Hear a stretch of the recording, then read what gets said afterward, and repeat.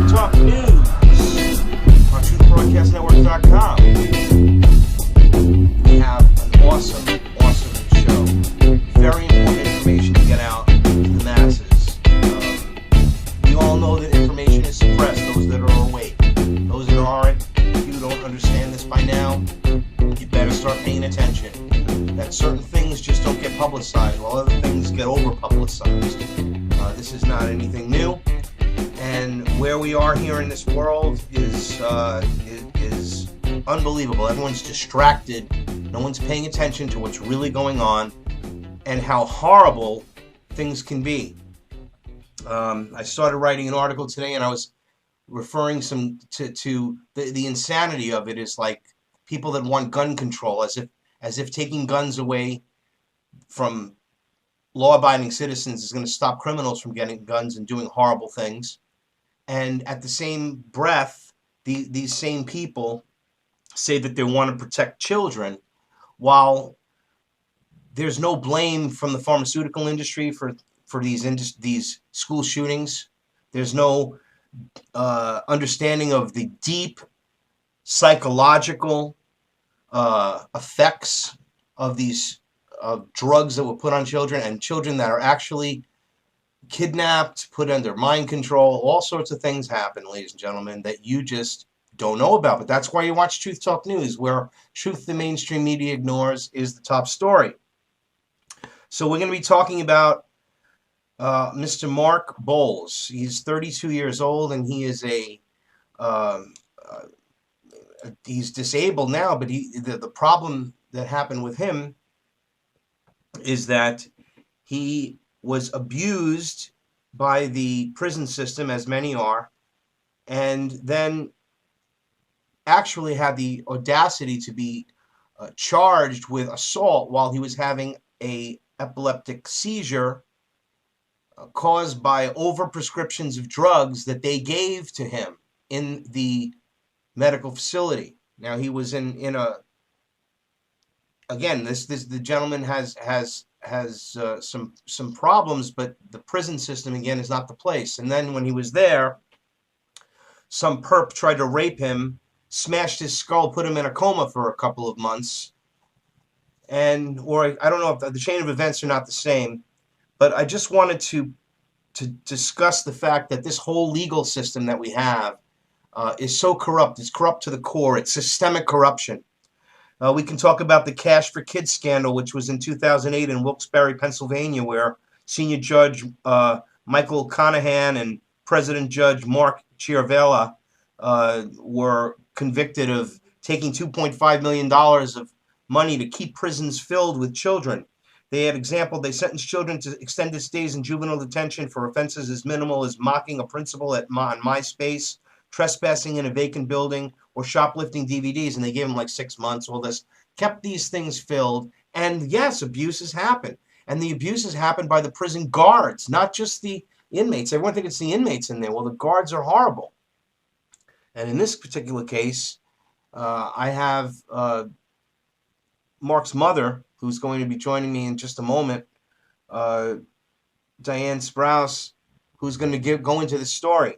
But we all have to try to tie these pieces together. So you have this abusive system. You have these children that are being abused in facilities. Same thing. So it's all tied together, ladies and gentlemen. It really is all tied together. What's going on the border is just terrifying me, because we know that many of these children are going to end up in the sex trafficking ring. My very first show that I did was on the corrupt prison system and child sex trafficking. Isn't that ironic? The very first broadcast I ever did on radio, Informed Radio, that was the topic, and how in Berlin, on the Berlin Turnpike, for $600 you could buy a young girl that was kidnapped from basically her school. This happened in 2007. It's a famous case where there was a ring that was uncovered, and it continues to this day. And these rings exist, and they target people like Johnny Gosh. They actually target people, and I went into this on last night's show, sort of preambling what's here today.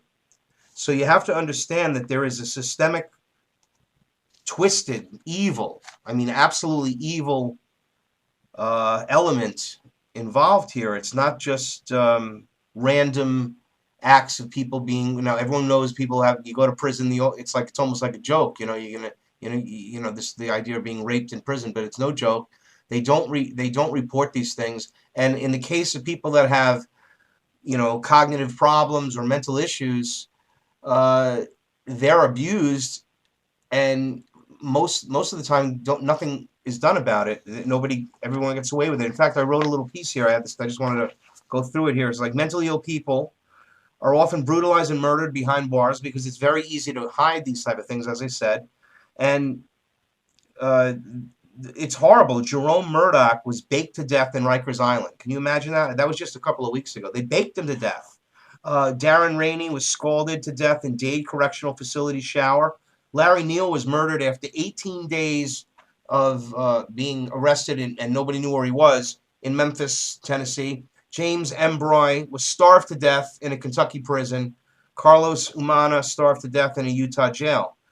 Also, there's a Kathia Cassius, who was 16. She was retarded and put on birth control, presumably to prevent pregnancy, from rapes by male guards and prison administrators. She died from side effects caused by her ortho patch while she was in solitary confinement, and died alone. These are just a few examples of the inmate murders that happen every day. While the media cries gun control to save our children, not another child, they ignorantly lobby for laws when criminals do not obey laws, and ignore the mental illness and psychotropic drug connections to these atrocities, and the horrific conditions mentally ill prisoners are forced to endure. The mentally ill need to be in mental health facilities, not prisons, ill-equipped to deal with their medical needs. It is an outrage that guards and other inmates rape and beat mentally ill prisoners daily with little or no consequence. People with serious mental illnesses are often warehoused in solitary confinement for their own protection. It reminds me of the movie Brubaker with Robert Redford about a corrupt prison.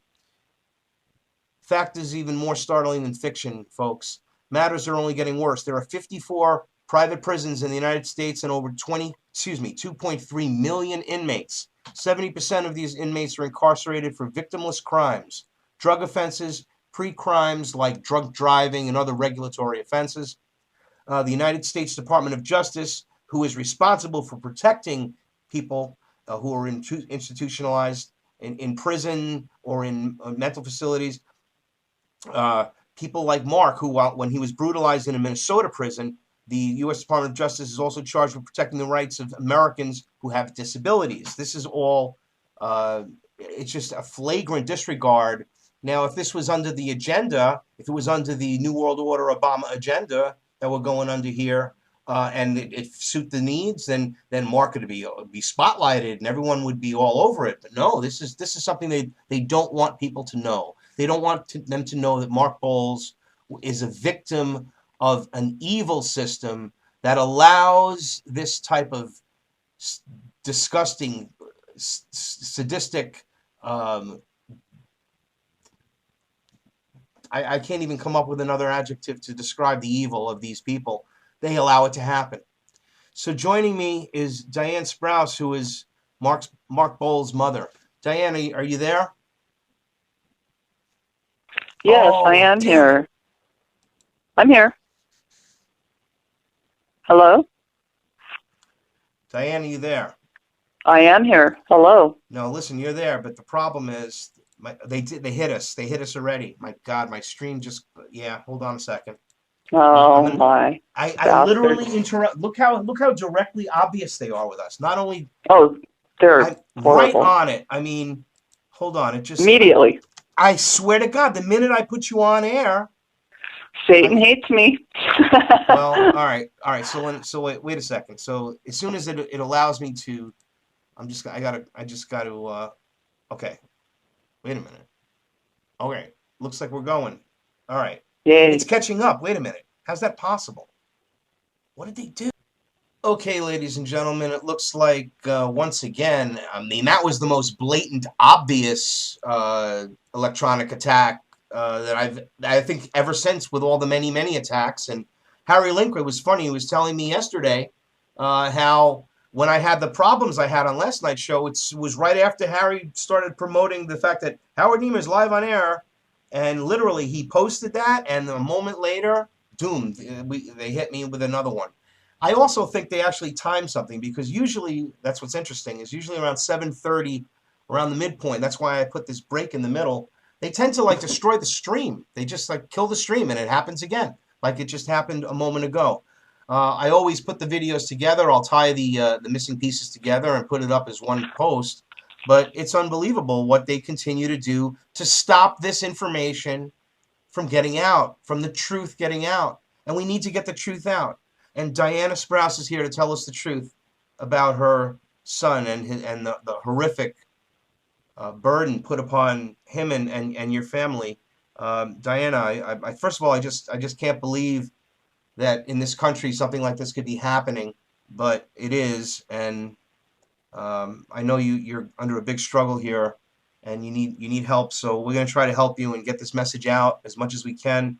So please. You have the floor, Diana, and let's talk about your son, Mark. Thank you, Howard. I appreciate it.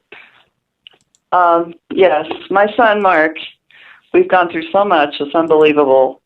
He actually came here to visit last year in March for a visit. He lived on the West Coast and was here only for a couple of days and ended up in Anoka County Jail after having had some seizures. He does have epilepsy, and was at the local grocery store. So they took him to a hospital. He was transferred from there to jail.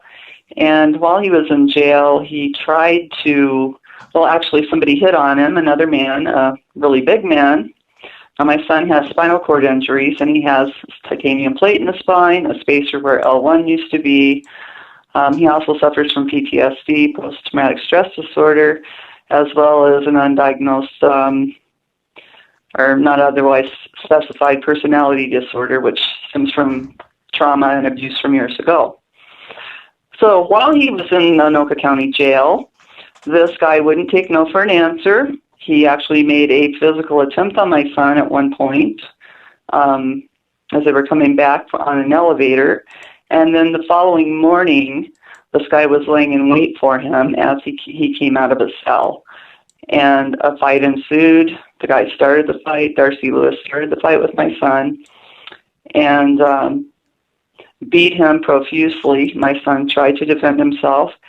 And then the guy shoved him against a oak handrail, broke the oak handrail in the jail, broke it, literally broke it, and they went to the floor. I've seen videos of all the assault from every angle. Diana, have they released the video? Is the video? Have you